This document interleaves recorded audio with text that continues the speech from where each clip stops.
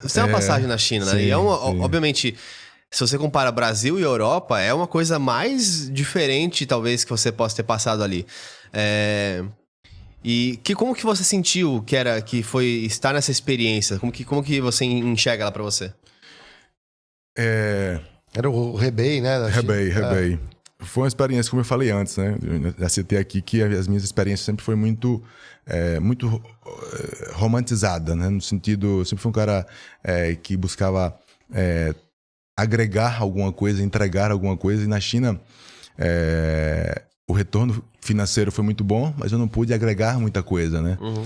Por quê? Porque o ambiente já estava muito inflacionado, no sentido, os jogadores chineses já ganhavam muito bem também. E os caras achavam que já eram jogadores de verdade, né? Então, não estava ali...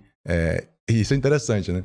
Porque como o meio do futebol, ele produz as mesmas coisas, né? Como o ambiente é tão forte. Porque não importa se os caras eram jogadores chineses, mas o ambiente que eu encontrei ali era o mesmo ambiente ali da Europa, no Brasil, que é um ambiente, né, onde tem muita vaidade, muito ego, muito orgulho, que os caras não estavam dispostos a aprender, né? Eu fui ali oferecendo, eu tô sendo bem pago, bem remunerado, pelo menos vou tentar dar, né, algum toque, alguma coisa e tal, mas assim, nem essa troca.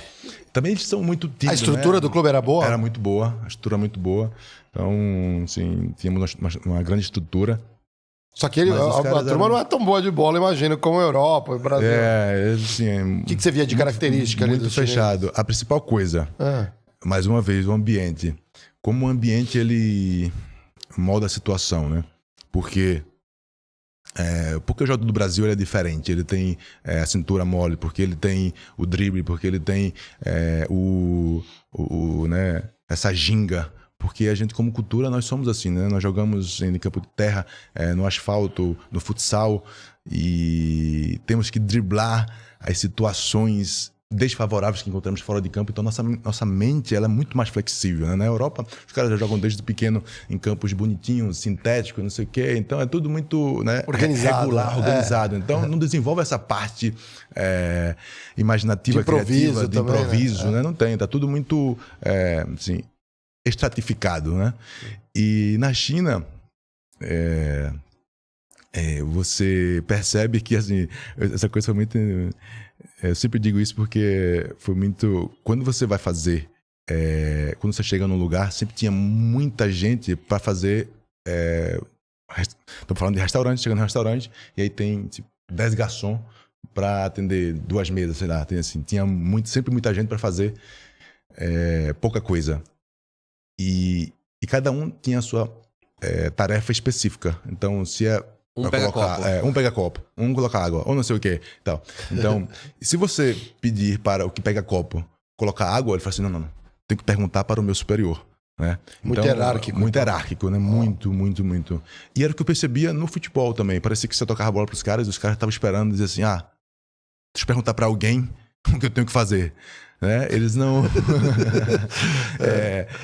tinha esse tempo de leitura, né, do jogo que era 2, 3 segundos, né, depois, que é uma eternidade pro futebol, né? Então, que é a diferença do que eu deveria fazer versus o que esperam que eu faça. Né? Porque você não tem no futebol como perguntar pra alguém se vai dar um passe ou não. Mas talvez é isso de o cara pensar assim, o que esperam que eu faça? Que eu toque ou que eu chute? Então ele começa a pensar muito mais na percepção da hierarquia do que de fato no jogo. É isso aí. O que é que o treinador quer que eu faça? Justamente, né? Ou seja, parecia que tinha aquela voz constante, aquela pergunta constante. E no futebol você não pode. No futebol, claro, você tem a parte tática que você tem que obedecer, mas o resto o resto não. Esse é o ponto. A parte do campo que você tem que ser pragmático, obediente, e tem a parte do campo que não funciona se você for assim. Quando você está perto da área, se você for obedecer taticamente, né, não. Você tem que ter alguma noção de princípios daquela fase do campo, daquela parte do campo. Mas ali é o instinto que manda, né? Isso é mais objetivo, né? Bola pra rede ali, tem, né? Não importa se quem pegou o rebote não é o volante que tá vindo lá de trás, é o lateral que tava ali na hora e continua, né? Às vezes isso é interessante do futebol asiático, porque parece que eles são muito mais disciplinados taticamente para compensar talvez essa questão do improviso que o brasileiro não tem, mas agora estão surgindo jogadores ali, né, na Coreia. Mas eles fazem preparação aqui no Brasil, inclusive, há muito tempo, Mário. Eu lembro que eu jogava em 2003, no interior de São Paulo, no grupo Nippon lá, tinham 3 times de coreanos que ficavam em Indaiatuba. Pra eles se formarem aqui durante um ano e voltar pra Coreia. Então eles estão há muito tempo já tentando formar essa galera, não é? Não, sim, não é do nada. Não. Eles tentam vir e justamente importar a criatividade, importar um estilo maior. Eu lembro que os coreanos corriam pra cacete, eles corriam demais. É outra esfera, assim, acho interessante também. Só que eu percebi uma diferença, assim, né? Que o jogador chinês, eu achei ele muito menos determinado do que o coreano. O coreano, eu tive também contato com os coreanos sempre foram, assim, muito determinados, os caras treinavam muito e tal. O jogador chinês lá, pelo menos no meu time, né? Assim, os caras eram Miguel danado. Sério? Caramba. Você pegou vários... você ficou uma temporada na China, se não me engano? 1,5. Então, são 2, né? Porque eu fiquei 6 meses, 1 ano, depois eu voltei aqui em empréstimo, depois foi mais uma. E você pegou os campeonatos asiáticos lá também, além só do chinês ali? Você chegou igual a Libertadores lá, não lembro. A Libertadores de lá, esqueci o nome. Isso. Mas a gente não jogou. Não classificamos.